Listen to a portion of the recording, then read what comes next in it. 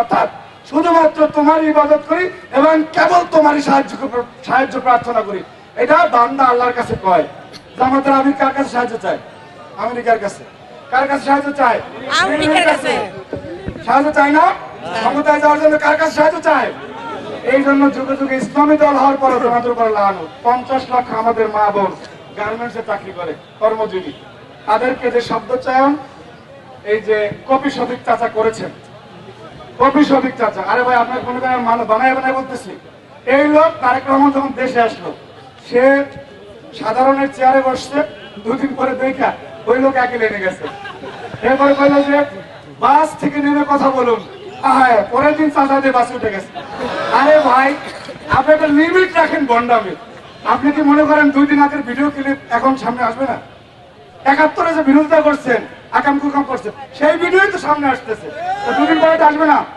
সুতরাং যুগে যুগে বাংলাদেশের বিরোধিতা করে আজকে আমার মা আমার কলিজা, আমার বোন আমার কলিজা, তাদেরকে মিথ্যা কথা বলে, তাদের উপরে ব্লেম দিয়ে, তাদেরকে প্রস্টিটিউট বলে এই শফিকরা যদি বাংলাদেশে রাজনীতি করতে পারে তাহলে আমাদের রাজনীতি করার দরকার নাই।